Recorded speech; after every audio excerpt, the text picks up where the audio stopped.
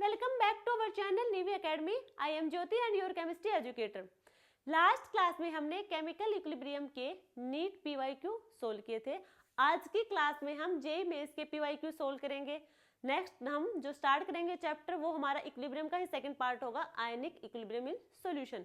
यदि हम बात करें नंबर ऑफ क्वेश्चन किस में ज्यादा है, किससे ज्यादा आ रहे हैं नीट और जेईई मेंस में, तो वो होंगे हमारे आयोनिक इक्विलिब्रियम के. केमिकल इक्विलिब्रियम से भी क्वेश्चन आ रहे हैं बट आयोनिक से ज्यादा होंगे. अब हम बात करें कि जो हमारे केमिकल इक्विलिब्रियम में मेन टॉपिक कौन से थे. मेन टॉपिक जो थे लॉ ऑफ मास एक्शन, और उसमें था हमारा केपी एंड केसी का जो रिलेशन था उसे उस फॉर्मूला से, यानी कि केपी इज इक्वल टू के सी आर टी की पावर डेल एन जी. इससे बहुत सारे क्वेश्चन बन रहे हैं. और हमारा जो ली चैटले प्रिंसिपल होगा उससे तो बहुत क्वेश्चन इसी टॉपिक से बनेंगे. यदि हम बात करें इसमें कोई और इम्पोर्टेंट टॉपिक है या नहीं है, फिजिकल इक्विलिब्रिया और केमिकल इक्विलिब्रिया भी देख लेना, वहां से भी क्वेश्चन आते हैं एक दो. ठीक है, मेनली यहाँ पे केपी एंड केसी का रिलेशन, साथ में ली चैटले प्रिंसिपल और उसके एप्लीकेशन और फैक्टर्स, ये याद रखना है, बाकी क्वेश्चन हो जाएंगे. यदि हम बात करें आज की क्लास की, तो आज की क्लास का जो फर्स्ट क्वेश्चन रहने वाला हमारा वो होगा consider the equilibrium. Consider the equilibrium. हमें ये इक्वेशन गिवन है CO प्लस 3H2 इक्विलिब्रियम है. ये हमें मिलेगा methane CH4 plus water vapour form में है. अब हम यहाँ पे बात करें, ये इक्वेशन गिवन है, साथ में कंडीशन गिवन हमें कि प्रेशर अप्लाई करेंगे हम पूरे सिस्टम पे 2 टाइम्स. क्या करेंगे, प्रेशर को इंक्रीज करेंगे 2 फोर्स में, constant temperature. Constant temperature condition दे दी कि टेम्परेचर है यहाँ पे कांस्टेंट और प्रेशर को करेंगे हम इंक्रीज. यदि हम बात करें कि हमारा इक्विलिब्रियम शिफ्ट किधर होगा, जब हम प्रेशर को इंक्रीज करेंगे, प्रेशर इंक्रीज करेंगे तो इक्विलिब्रियम शिफ्ट होगा उधर जिधर नंबर ऑफ मोल से कम होंगे, अमाउंट में नंबर ऑफ मोल से कम होंगे. ठीक है, उधर हमारा इक्विलिब्रियम शिफ्ट होगा. अब हमें कुछ स्टेटमेंट गिवन है, उनमें से हमें बताना है कि स्टेटमेंट कौन सी सही है और कौन सी गलत है. देखो, फर्स्ट स्टेटमेंट हमारी है concentration of reactants and products increase. जो रिएक्टेंट और प्रोडक्ट की कंसंट्रेशन होगी वो इंक्रीज होगी प्रेशर इंक्रीज करने के बाद. देखो, यदि हम प्रेशर इंक्रीज करेंगे, प्रेशर इंक्रीज करेगा, जैसे कि ये कंटेनर हमारे पास, इसमें हमने लगाया प्रेशर, प्रेशर लगाएंगे तो क्या होगा, इधर नीचे शिफ्ट होता जाएगा. अब क्या हो रहा है, ऐसे वॉल्यूम डिक्रीज होगी. जैसे हम प्रेशर अप्लाई करेंगे, प्रेशर को इंक्रीज करते जाएंगे, जैसे जैसे वॉल्यूम हमारी डिक्रीज होती जाएगी. वॉल्यूम डिक्रीज होते ही कंसंट्रेशन ऑफ सिस्टम इंक्रीज होगा. कंसंट्रेशन ऑफ सिस्टम इंक्रीज होगा.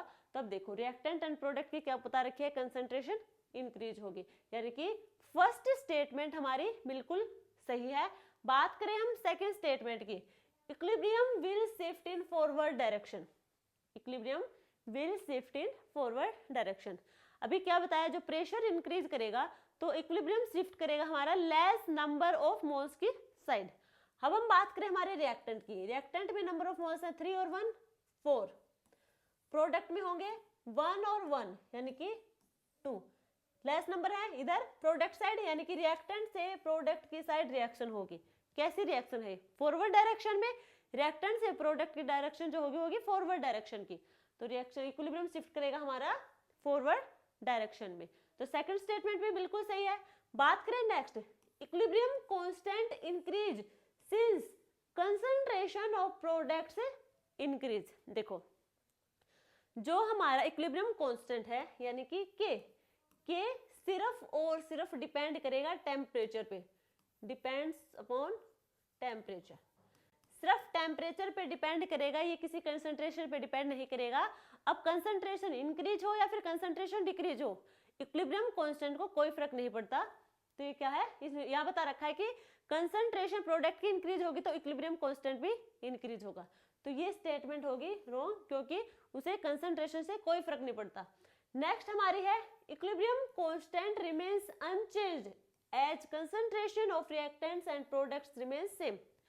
वही अभी हमने बताया कि जो इक्विलिब्रियम कांस्टेंट होगा वो टेम्परेचर पे डिपेंड करेगा, ना कि कंसंट्रेशन पे।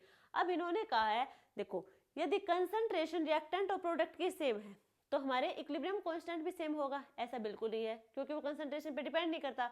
यदि टेम्परेचर इंक्रीज और डिक्रीज करेगा वो उस पर डिपेंड करेगा, चाहे इसके लिए कंसंट्रेशन सेम हो या फिर ना हो। ठीक है, तो ये वाली स्टेटमेंट होगी वो भी रॉन्ग होगी। तो हम यहाँ पे दो स्टेटमेंट बिल्कुल सही है, first and second, option A first and second ये वाली स्टेटमेंट सही है, थर्ड एंड फोर्थ वाली गलत है। Next question, given below are two statement, हमें दो स्टेटमेंट गिवन है। जो हमारी स्टेटमेंट फर्स्ट है देखो, a catalyst can not alter the equilibrium constant of the reaction, temperature remaining constant. देखो ये क्या कह रहा है, a catalyst can not alter the equilibrium constant of the reaction. क्या होगा यदि टेम्परेचर कांस्टेंट है? तो देखो कैटलिस्ट का काम क्या है, ये हमने डिस्कस किया था। कैटलिस्ट का काम होगा सिर्फ और सिर्फ इक्विलिब्रियम को जल्दी अटेन करना, इक्विलिब्रियम को जल्दी अटेन करने का काम करवाता है कैटलिस्ट, ना कि वो किसी और चीज पे डिपेंड होता है। तो ठीक है, ये catalyst can not alter the equilibrium constant, कि उसको इक्विलिब्रियम कांस्टेंट से कोई फर्क नहीं पड़ता, तो रिमेनिंग टेम्परेचर कांस्टेंट चाहे टेम्परेचर भी कांस्टेंट हो ना हो। कैटलिस्ट का और कोई काम है ही नहीं, कैटलिस्ट का सिर्फ एक ही काम है, इक्विलिब्रियम को जल्दी से अटेन करवाना रिएक्शन में। तो फर्स्ट स्टेटमेंट बिल्कुल सही है। Second statement, A homogeneous catalyst can change the equilibrium composition of A system, temperature remaining constant. देखो इसमें कहा है कि टेम्परेचर कांस्टेंट हो तब जो सिस्टम का कंपोजिशन होगा वो चेंज करेगा। किसका काम है? होमोजेनस कैटलिस्ट का? बिल्कुल नहीं। अभी बताया कि कैटलिस्ट का सिर्फ एक ही काम है, इक्विलिब्रियम को अटेन करवाना जल्दी से जल्दी रिएक्शन में। उससे कोई फर्क नहीं पड़ता किसी भी रिएक्शन में या इक्विलिब्रियम के पोजीशन या कंपोजिशन पे, कैटलिस्ट का कोई भी फर्क नहीं पड़ता।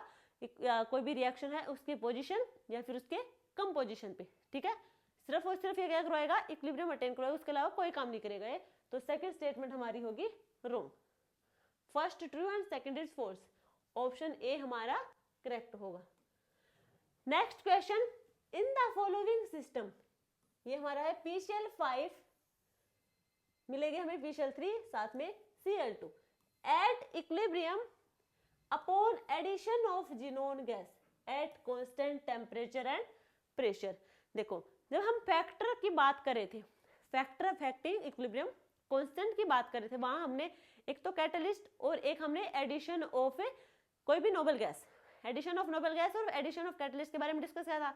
लास्ट क्वेश्चन में हमने वही कैटलिस्ट वाला क्वेश्चन किया है कि कैटलिस्ट का काम होता है इक्विलिब्रियम को अटेन करवाना जल्दी से जल्दी। यदि कैटलिस्ट प्रेजेंट है तो हमारी रिएक्शन होगी जल्दी, अदरवाइज धीरे धीरे होगी। वैसे अब हम बात करें एडिशन ऑफ नोबल गैस की, ये भी फैक्टर हमारा इक्विलिब्रियम कांस्टेंट का। जैसे ही हम इसका करवाएंगे, एडिशन करवाएंगे एट कांस्टेंट टेम्परेचर और प्रेशर। यदि हमने प्रेशर को कांस्टेंट रखा, प्रेशर को कांस्टेंट रखा, ठीक है, प्रेशर कांस्टेंट है, ये हमारे पास कंटेनर है, इसमें है ये हमारे पास है, ये रिएक्शन हो रही है PCl5 PCl3 प्लस Cl2, ठीक है, इसकी वॉल्यूम है इतनी। ठीक है, अब यहाँ पे हमने ज़ीनोन गैस को और ऐड कर दिया, ज़ीनोन गैस का यहाँ पे एडिशन करवाएंगे तो क्या होगा? ये तो इसका ऑलरेडी था पहले ही रिएक्शन की वॉल्यूम, ज़ीनोन गैस की वजह से वॉल्यूम क्या करेगी? इंक्रीज करेगी, क्योंकि प्रेशर वहां पे कांस्टेंट है। यदि प्रेशर लगता तो वॉल्यूम को डिक्रीज कर देता। अब क्या होगा? प्रेशर को कांस्टेंट रख लिया, जैसे प्रेशर को कांस्टेंट रखेंगे वॉल्यूम हमारी इंक्रीज होगी, वॉल्यूम यहाँ पे हमारी इंक्रीज होगी। ठीक है, तो कंसंट्रेशन हमारी क्या होगी? कंसंट्रेशन डिक्रीज होगी। अब देखो डिक्रीज होगी किसकी? PCl5 PCl3 प्लस Cl2, ये हमारे पास इक्वेशन है। अब यहाँ पे होगी हमारी कंसंट्रेशन डिक्रीज, यहाँ पे कंसंट्रेशन डिक्रीज होगी, प्रोडक्ट की साइड कंसंट्रेशन हमारी इंक्रीज होगी। यदि हमसे पूछा जाए रिएक्टेंट की कंसंट्रेशन इंक्रीज होगी या फिर प्रोडक्ट की, तो यानी PCl3 और Cl2 गैस की कंसंट्रेशन इंक्रीज होगी, PCl5 की कंसंट्रेशन डिक्रीज होगी। अब देख लो, कांस्टेंट तो किसी की भी नहीं होगी, PCl3 की इंक्रीज होगी, बिल्कुल सही है। Cl2 की डिक्रीज गलत है, क्योंकि Cl2 की भी इंक्रीज होगी। PCl5 विल इंक्रीज, इसकी डिक्रीज होगी ना कि इंक्रीज होगी। ऑप्शन बी हमारा करेक्ट आंसर है। Next question, for the reaction N2O4 इससे हमें मिलेगी 2NO2। इधर हमें दे रखी है Kp जिसकी वैल्यू है 0.492 एटमॉस्फेरिक एट 300 केल्विन। ये टेम्परेचर है। Kc, अच्छा Kc हमें कैलकुलेट करना है, R की वैल्यू हमें गिवन है।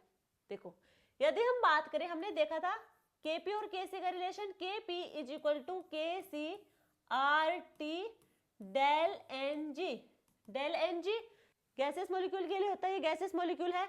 क्या होगा, प्रोडक्ट माइनस रिएक्टेंट के मोल्स, प्रोडक्ट है 2, यानी कि होगा हमारा Np माइनस Nr। 2 माइनस 1 यानी कि 1। Kp is equal to Kc RT की पावर 1। Kp हमें गिवन है 0.492 इज इक्वल टू Kc हमें कैलकुलेट करना है। R की वैल्यू है ये 0.082। टेम्परेचर हमें गिवन है 300 केल्विन। सारी टर्म गिवन है तो हम Kc को कैलकुलेट कर लेंगे। Kc यानी कि ये वाली टर्म इधर आएगी या इधर आएगी, तो किस में जाएगी, अपॉन में 0.492 upon 0.082 into 300 is equal to Kc। इसे हम सोल्व करेंगे। Kc is equal to 0.492 upon 3 से करेंगे तो 3 2 6 80 24 2 0 3 के बाद डेसिमल यानी कि 24.6। इसे हम सोल्व करेंगे 492 अपॉन 24 6 0 1 2 3 0 से 0 कैंसिल। अब यह होगा हमारा, देखो साथ में याद रखना, यहाँ पे हमें जो Kc निकालना है वो हमारा होगा, यहाँ पे देखो Kc हमारा जो आएगा वो आएगा इस टर्म में 10 की पावर -2। ठीक है, अब यहाँ से हम 10 की पावर -2 पहले से निकाल लेंगे। 492 अपॉन 246 ऊपर जाएंगे तो माइनस में, यानी कि 10 की पावर -2। इसे हम सोल्व करेंगे, तो हमारा आंसर आएगा 492 246 2 पे करेंगे तो 12894, यानी कि 2 पे ये जाएगा 2 इंटू 10 की पावर -2, यहाँ आएगा हमारा 2। समझ आया क्वेश्चन, बिल्कुल इजी है। Kp is equal to Kc RT del Ng। Del Ng की वैल्यू हम निकाल लेंगे, नंबर ऑफ मोल्स माइनस कर देंगे प्रोडक्ट के रिएक्टेंट में से, तो 1 आएगा। R की वैल्यू गिवन है, T की वैल्यू गिवन है और Kp की वैल्यू गिवन है, तो Kc की वैल्यू हम कैलकुलेट कर लेंगे।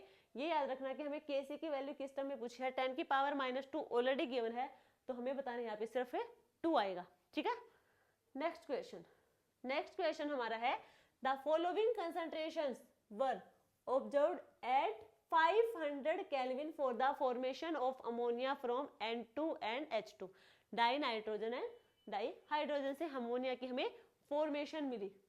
हमें इनकी कंसंट्रेशन गिवन है, इक्विलिब्रियम कांस्टेंट कैलकुलेट करना है। इक्विलिब्रियम कांस्टेंट देखो N2 + 3H2 2NH3, ये होगी रिएक्शन, अमोनिया की फॉर्मेशन ऐसे ही होगी। यदि हम बात करें इक्विलिब्रियम कांस्टेंट की, इक्विलिब्रियम कांस्टेंट होता है concentration of product NH3, power कितनी आएगी 2, अपॉन कंसंट्रेशन ऑफ रिएक्टेंट जो होगा ये H2 की पावर होगी 3। अब हम वैल्यू पुट करेंगे इन सब की। अमोनिया की वैल्यू गिवन है 1.5 इंटू 10 की पावर -2 की पावर 2 अपॉन नाइट्रोजन की है 2 इंटू 10 की पावर -2, हाइड्रोजन की है 3 इंटू 10 की पावर -2 और इसकी पावर होगी 3। ठीक है, इसको हम सोल्व करेंगे। क्या आएगा देखो, 1.5 की पावर 2 यानी कि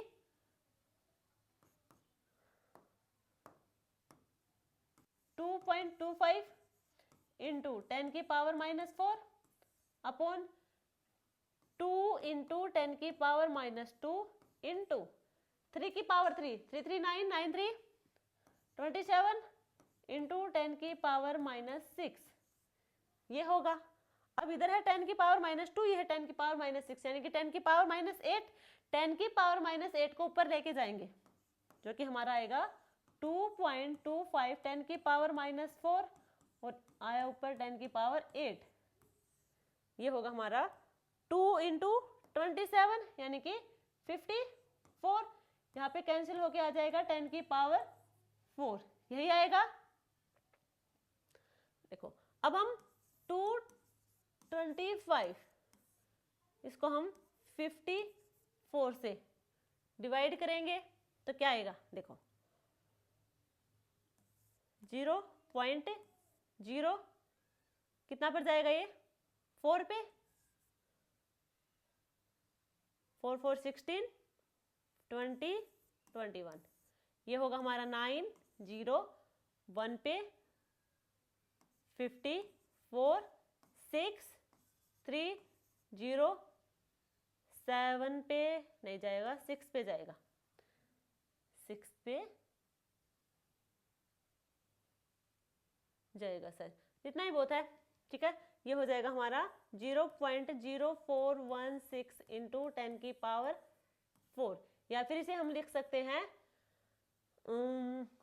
4.16 इंटू 10 की पावर 2। ठीक है, ये आ जाएगी हमारे इक्विलिब्रियम कांस्टेंट की वैल्यू। नेक्स्ट क्वेश्चन होगा for the given reaction choose the correct expression of Kc from the following. हमें ये इक्वेशन गिवन है और हमें Kc का एक्सप्रेशन बताना है। Kc क्या होगा, प्रोडक्ट ऑफ नहीं concentration of product upon concentration of reactant. Product होगा हमारा FeSCN+2 अपॉन ये पावर नहीं है, ये है इसका चार्ज Fe+3SCN-। ठीक है, ये आएगा हमारा Kc का expression, concentration of product upon concentration of reactant. Next question, consider the following equation 2SO2 plus O2 2SO3 del H हमें गिवन है कितना है -190 kilo joule. The number of factors which will increase the yield of SO3 at equilibrium from the following। Del H हमें given है -190 kilo joule. यदि del H -190 यानी कि negative value होती है हमारी, नेगेटिव वैल्यू किसकी होगी, नेगेटिव वैल्यू होगी एक्सोथर्मिक रिएक्शन की। एक्सोथर्मिक रिएक्शन में हम क्या करेंगे, यदि हम टेम्परेचर को इंक्रीज करेंगे तो बैकवर्ड रिएक्शन होगी, यदि हम टेम्परेचर को डिक्रीज करेंगे तो फॉरवर्ड डायरेक्शन में रिएक्शन होगी। इतना तो हमने निकाल लिया। अब हमें बताना है कि इनमें से कितने फैक्टर हैं जो SO3 की यील्ड को इंक्रीज करने में हेल्प करेंगे। तो हमें बताना है कौन से फैक्टर हैं। टेम्परेचर इंक्रीज करेगा, देखो टेम्परेचर इंक्रीज करेगा तो बैकवर्ड डायरेक्शन में रिएक्शन होगी। बैकवर्ड डायरेक्शन रिएक्शन यानी कि SO3 से SO2 और O2 की फॉर्मेशन, यानी कि वहां पे उसका यील्ड ज्यादा नहीं हुई, कम हुई है, क्योंकि उसका तो कंजम्पशन हुआ है, SO2 और O2 की फॉर्मेशन होगी। तो फर्स्ट हमारी नहीं होगी। सेकंड, इंक्रीजिंग प्रेशर, यदि हम प्रेशर को इंक्रीज करेंगे तो हमारी शिफ्ट होगी किधर रिएक्शन, या फिर इक्विलिब्रियम शिफ्ट होगा हमारा जिधर नंबर ऑफ मोल्स डिक्रीज होंगे। नंबर ऑफ मोल्स डिक्रीज किधर हो रहे हैं, इधर है 2 और 1 यानी कि 3, प्रोडक्ट में है 2, तो प्रोडक्ट की साइड कम यानी कि रिएक्टेंट से प्रोडक्ट की साइड, रिएक्टेंट से प्रोडक्ट की साइड यानी कि फॉर्मेशन किसकी, SO3 की फॉर्मेशन ज्यादा हो रही है। तो ये बिल्कुल सही हमारा, यदि हम प्रेशर को इंक्रीज करेंगे तो रिएक्शन हमारी नंबर ऑफ मोल्स जिधर कम होंगे उधर होगी, यानी कि इसमें नंबर ऑफ मोल्स प्रोडक्ट की साइड कम है, यानी कि रिएक्टेंट से प्रोडक्ट की साइड रिएक्शन होगी हमारी, तो क्या होगा हमारा SO3 की यील्ड ज्यादा होगी। एडिंग मोर SO2, यदि SO2 को ज्यादा एडिशन करेंगे, तो SO3 की भी तो ज्यादा फॉर्मेशन होगी। जितना SO2 को ज्यादा ऐड करते जाएंगे उतना ही SO3 की एडिशन मतलब फॉर्मेशन ज्यादा होगी। यदि हम O2 के एडिशन करवाएंगे, O2 के एडिशन भी जितने करवाएंगे उतना भी हमारा SO3 की यील्ड को ज्यादा करने में हेल्प करेगी। ये भी हमारी दोनों बिल्कुल सही है। एडिशन ऑफ कैटलिस्ट, यदि हम इसमें किसी कैटलिस्ट का एडिशन करवाएंगे तो क्या SO3 की यील्ड में कोई फर्क पड़ेगा? कोई फर्क नहीं पड़ेगा, क्योंकि देखो हमने बताया था जो कैटलिस्ट है, कैटलिस्ट का यील्ड वगैरह पे किसी पे कोई फर्क नहीं पड़ता। कैटलिस्ट का सिर्फ एक काम है इक्विलिब्रियम को अटेन करना, यानी कि जल्दी से जल्दी इक्विलिब्रियम कंडीशन लेके आना। तो इक्विलिब्रियम कंडीशन को लेके आएगा, ना कि प्रोडक्ट की फॉर्मेशन को इंक्रीज करेगा, तो ये हमारी नहीं होगी। अब हमसे पूछे थे नंबर ऑफ फैक्टर, कितने नंबर ऑफ फैक्टर हैं? 1 2 3, आंसर होगा 3। ठीक है, next question, for reaction SO2 plus half O2 हमें मिलेगा SO3। Kp की वैल्यू गिवन है 2 × 10 की पावर 12 एट 27 डिग्री। टेम्परेचर को हम केल्विन में करेंगे तो 273 plus 27 is equal to 300 kelvin. Pressure हमारा है 1 atmospheric. The Kc for the same reaction, हमें निकालना है Kc। इस रिएक्शन के लिए हमें Kc कैलकुलेट करना है। अब हमें पता है Kc और Kp के बीच का relation, Kp is equal to Kc RT del N G. Del N G calculate करेंगे पहले हम। देखो प्रोडक्ट माइनस रिएक्टेंट, प्रोडक्ट है 1 NP minus NR 1 minus reactant side है 1 प्लस हाफ, यानी कि 3/2 2 माइनस 3 यानी कि -1/2। डेल एन जी हमारा आया निकल के -हाफ। अब देखो Kp is equal to Kc RT की पावर -1/2, -1/2। इसे हम ऐसे लिख सकते हैं क्या? Kp is equal to Kc, minus को हटाने के लिए हम RT को नीचे लेके जाएं, क्या हो जाएगा? +1/2, हाफ हाफ यानी कि अंडर रूट।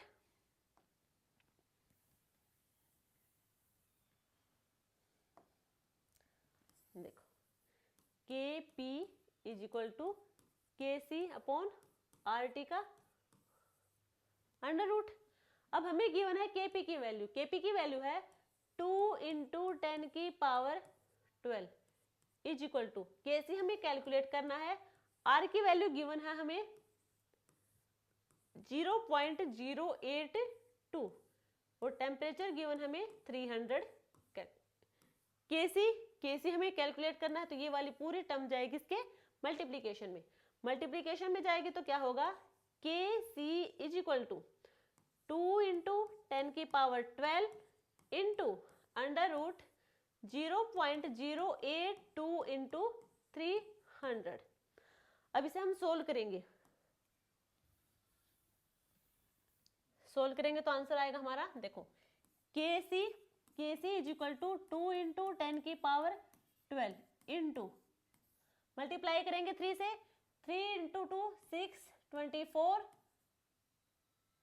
आएगा हमारा 24.6 अंडर रूट है। अब इसकी हम वैल्यू निकालेंगे, कैसे निकालेंगे? देखो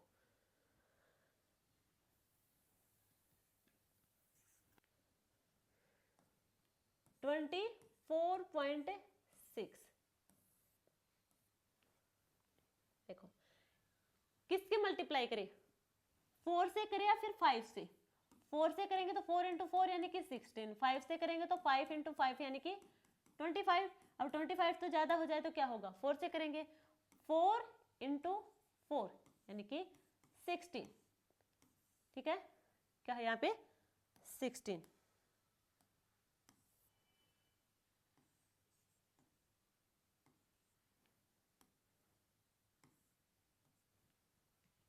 समझ आया ना। अब हम इसे देखो कितना होगा 8 6 0, क्या क्या 2 2 के पेयर में उतारेंगे हम, नेक्स्ट फिर 2 0 के पेयर में। अब क्या होगा इसका डबल करेंगे यहाँ पे 4 × 2 यानी कि 8। अब इस किससे हम करें यहाँ पे 9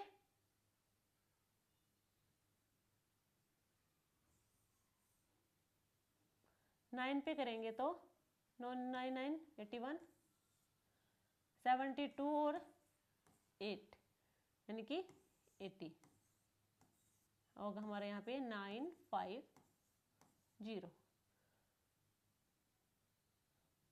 अब हम करेंगे इसका फिर से डबल यानी कि 2 18 2 4 8 9। अब ये कितने पे जाएगा ये देखो, ये जाएगा हमारा 5 पे, 5 पे जाएगा तो होगा हमारा 5 5 25 2 5 और 8 40 40 और 2 42 4 5 9 45 45 और 4 49 5 यहाँ पे होगा 7 9 फर्दर 2 0 उतारेंगे। अब देख लेना आगे इतना ही ठीक है। यह हमारी वैल्यू KC = 2 × 10⁻12 इंटू 4.95 ये वैल्यू आई।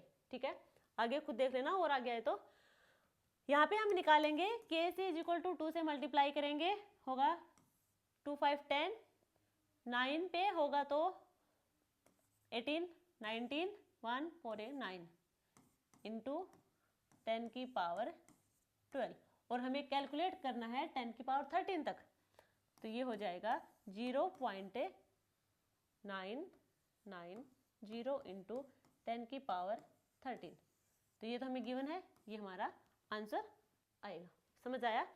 क्वेश्चन वही केपी और केसी का रिलेशन याद होना चाहिए। हमें केपी की वैल्यू गिवन है, साथ में टेम्परेचर गिवन है, केसी की वैल्यू हमें कैलकुलेट करनी है, आर की वैल्यू भी हमें गिवन है। डेल एन जी निकाल लेंगे, डेल एन जी हमारा आएगा -1/2। माइनस हटाने के लिए हम उसे क्या करेंगे अपॉन में लेके आएंगे, नीचे लेके आएंगे तो वो प्लस में हाफ हो जाएगा, प्लस हाफ यानी कि अंडर रूट, प्लस हाफ हटाएंगे तो अंडर रूट में आ जाएगा, ये हमारी अंडर रूट में वैल्यू आएगी। देख लेना कहीं किसी डेसिमल वगैरह में फिर मल्टीप्लीकेशन में कोई मतलब कुछ भी गड़बड़ हो तो आप चेक कर लिया करो, क्रॉस चेक जरूरी नहीं है कि मैं मल्टीप्लीकेशन ठीक करूं।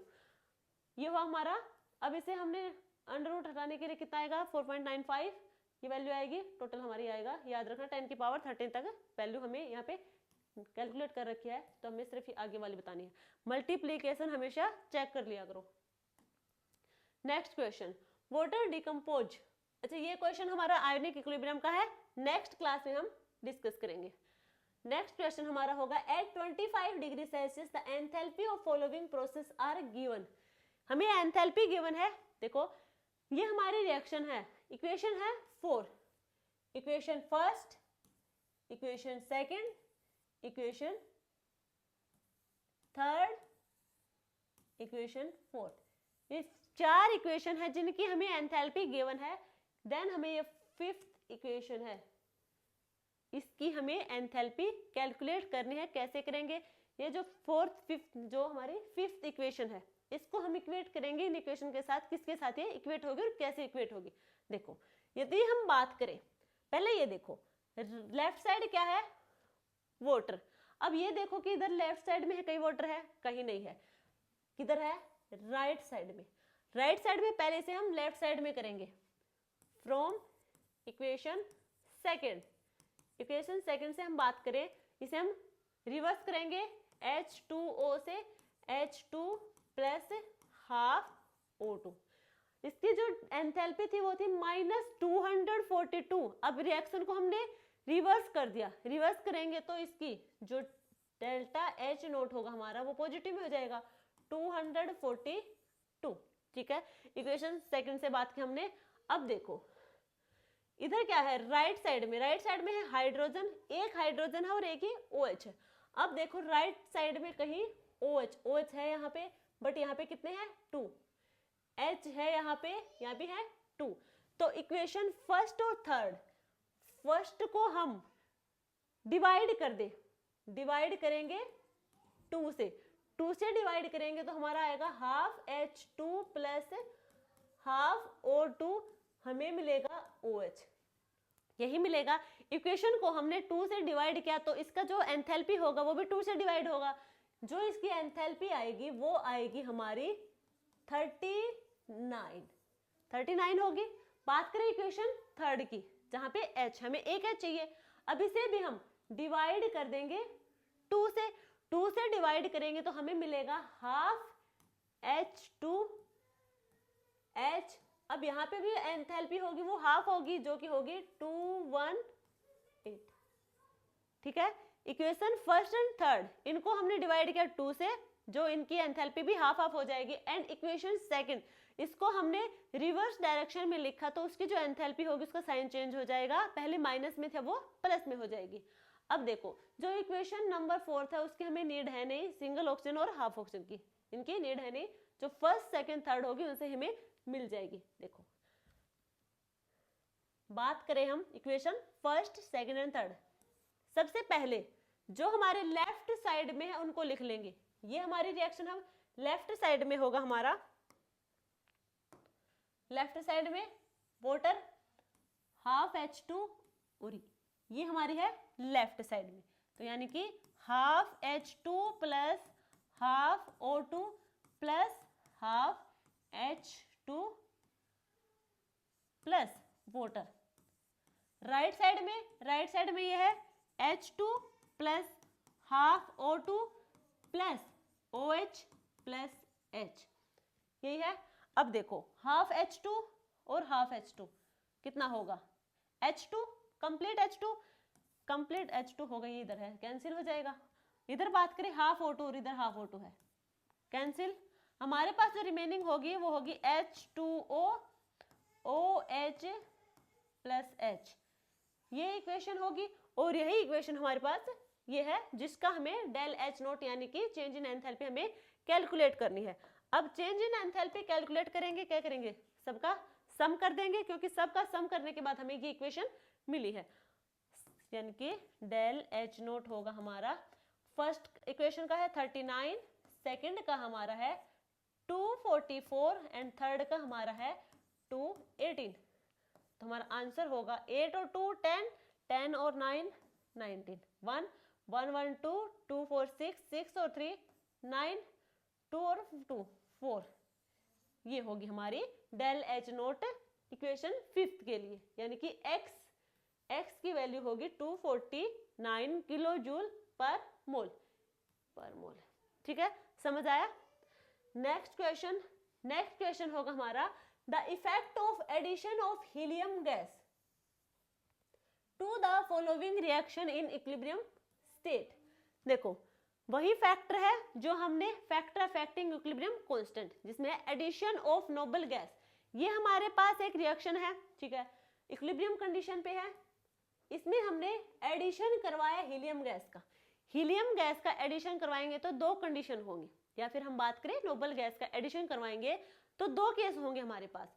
एक केस होगा हमारे पास यदि प्रेशर कांस्टेंट है, प्रेशर कांस्टेंट होगा तो वॉल्यूम हमारी इंक्रीज होगी, वॉल्यूम हमारी इंक्रीज होगी। क्यों होगी, क्योंकि जैसे ही हम प्रेशर कांस्टेंट किसी भी गैस का एडिशन करवाएंगे और एक्स्ट्रा, तो क्या होगा, उसका वॉल्यूम तो इंक्रीज होगा, प्रेशर वहां पे लग नहीं रहा क्योंकि वो कांस्टेंट लगा, जो पहले था वही अब है, तो वॉल्यूम उसकी इंक्रीज होगी। सेकंड केस होगा और रिएक्शन हमारी होगी फॉरवर्ड डायरेक्शन में। सेकंड केस होगा यदि वॉल्यूम कांस्टेंट हो, तो हमारे इक्विलिब्रियम पे कोई इफेक्ट नहीं होगा। यदि वॉल्यूम कांस्टेंट है तो इक्विलिब्रियम पे कोई इफेक्ट नहीं डलेगा। ये दो केस हैं। अब देखो यहाँ पे फर्स्ट हमारा है the equilibrium will shift in the forward direction and more of Cl2 and PCl3 gas will be produce. बात तो सही है, फॉरवर्ड डायरेक्शन में होगी रिएक्शन और more of Cl2 and PCl3 gas will be produce, ज्यादा से ज्यादा प्रोड्यूस होगी क्योंकि इनकी कंसंट्रेशन इंक्रीज होगी और रिएक्टेंट की कंसंट्रेशन डिक्रीज होगी। ठीक है, तो ये तो हमारा बिल्कुल सही है। बात करें next, the equilibrium will go backward due to, देखो बैकवर्ड कैसे जाएगी हमने पहले बता दिए, फॉरवर्ड डायरेक्शन में है, तो ये तो गलत होगी। Helium will deactivate PCl5 and reaction will stop. Helium deactivate नहीं करेगी, रिएक्शन होगी, कंसंट्रेशन रिएक्टेंट की डिक्रीज होगी, प्रोडक्ट की इंक्रीज कर जाएगी, रिएक्शन स्टॉप नहीं होगी, रिएक्शन तो होगी। ये भी बिल्कुल गलत है। Addition of helium will not affect the equilibrium.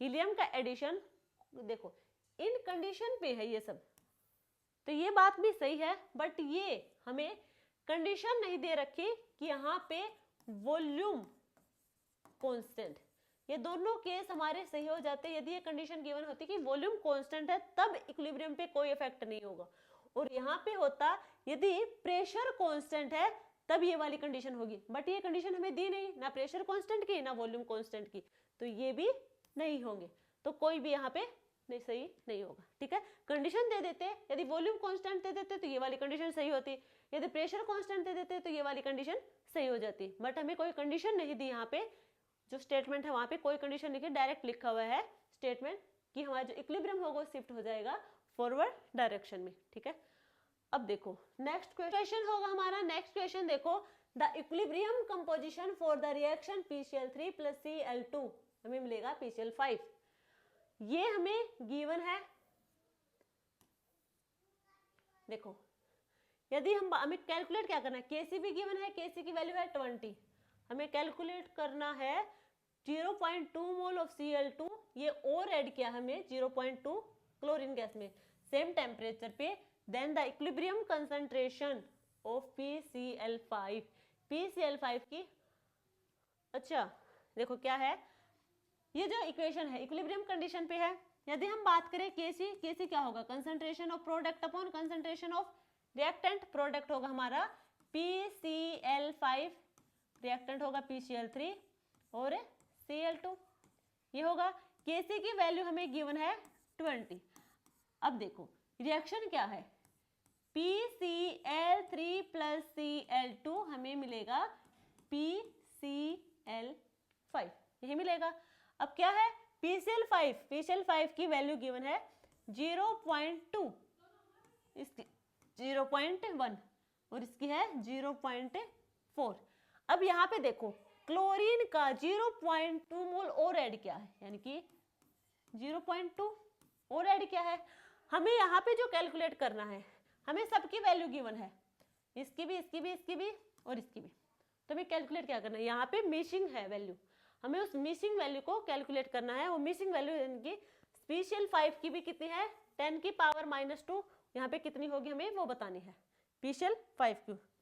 देखो अब जो मिसिंग वैल्यू मान लीजिए वो हमारी मिसिंग वैल्यू है x, तो ये होगी हमारी x, इसमें भी मिसिंग वैल्यू होगी x और इसमें होगी, देखो इसकी फॉर्मेशन हुई है, क्या हुई है, PCl5 की जो कंसंट्रेशन की इक्विलिब्रियम में हुई है वो 10 की पावर -2 प्लस में कुछ वैल्यू है जिसकी फॉर्मेशन हुई है, तो यहाँ पे प्लस हुआ है तो रिएक्टेंट में से तो माइनस हुई होगी कंसंट्रेशन।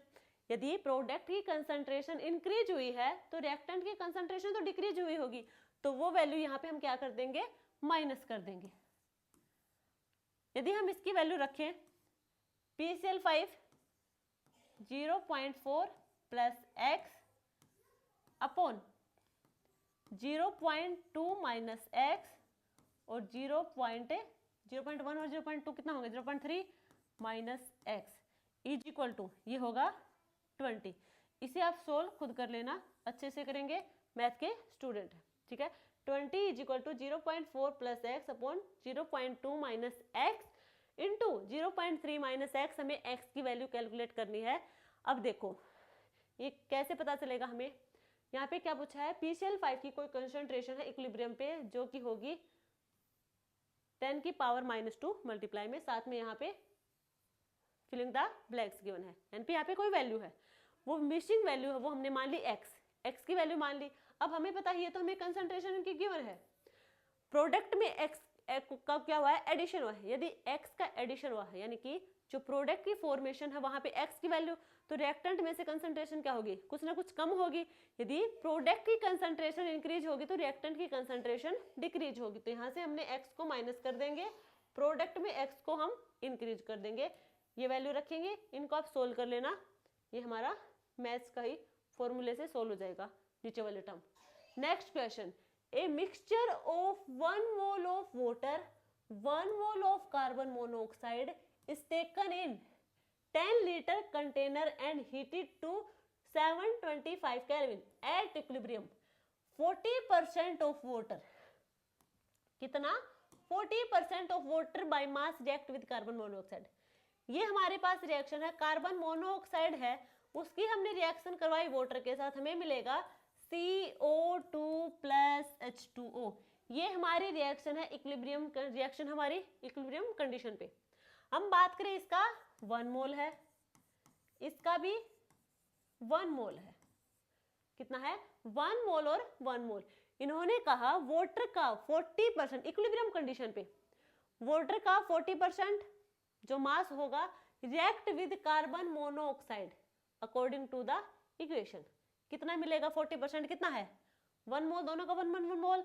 अब हम बात करें 1 मोल का 40% हमें मास यहाँ पे यूज करेंगे तो हमें मिलेगा 0.4, कार्बन डाइऑक्साइड का 0.4 मोल और इसका भी 1 × 40/100 वही 0.4 मोल, 0.4 मोल। तो यहाँ पे कितना रहेगा पीछे 1 माइनस 0.4, स्टार्टिंग में ये 1 मोल ये होगा। देखो यदि हम बात करें इनिशियल स्टेज की, इनिशियल स्टेज पे कार्बन मोनोऑक्साइड 1 मोल, वाटर 1 मोल, अभी रिएक्शन हुई है नहीं है तो इनका होगा 0-0। रिएक्शन प्रोसीड कराएंगे तो हमारी जो फाइनल होगी कंसंट्रेशन वो क्या होगी, देखो इन्होंने कहा जो 40% वाटर का कितना होगा इक्विलिब्रियम पे 40% मास का यूज होगा, कितना बनेगा हमें 0.4 और इसका भी कितना हो जाएगा 0.4। तो पीछे कितना रहेगा 1 माइनस 0.4 और 1 माइनस 0.4 यानी कि 0.6 और 0.6 ये रहेगी हमारी वैल्यू।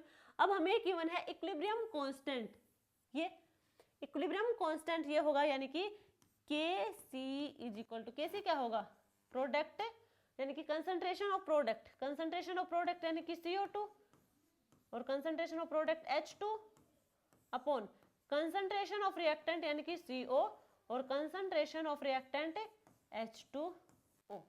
वैल्यू रखेंगे CO2 की होगी 0.4 × 0.4 अपॉन 0.6 × 0.6, 0.4 और 0.4 कितना होगा 0.16 अपॉन 0.36, डेसिमल से डेसिमल कैंसिल, 4 से 4 और 9, 4/9। अब देखो यहाँ पे जो इक्विलिब्रियम कांस्टेंट है वो हमारा है Ke × 10⁻², यानी कि Kc किसके इक्वल है Ke × 10⁻²। अब देखो इधर Kc की जगह हम लिखेंगे Ke × 10⁻² इज इक्वल टू 4/9, ऐसे ही होगा Ke होगा हमारा 4/9 इंटू 10⁻², ये आएगी हमारी Ke की वैल्यू। ठीक है, आज की क्लास के लिए इतना ही। जो हमारे लास्ट क्लास में भी करवाए थे नीट PYQ के, उसमें और इसमें थोड़ा डिफरेंस है, वहां पे ली-चैटलियर प्रिंसिपल के बहुत सारे क्वेश्चन थे। जो जेई मेंस हैं उनके कंपैरिजन में नीट PYQ में केमिकल इक्विलिब्रियम में ज्यादा क्वेश्चन है। ठीक है, बाकी दोनों में ही नीट और हमारे जो जेई मेंस होगा वहां पे हमारे आयोनिक इक्विलिब्रियम के ज्यादा क्वेश्चन होंगे। तो नेक्स्ट क्लास हमारी होगी आयोनिक इक्विलिब्रियम की। ठीक है, यदि वीडियो अच्छी लगे तो लाइक शेयर एंड सब्सक्राइब करना। तब तक के लिए थैंक यू। एंड हम स्टार्ट करेंगे कल हमारी नई क्लास जो होगी आयोनिक इक्विलिब्रियम।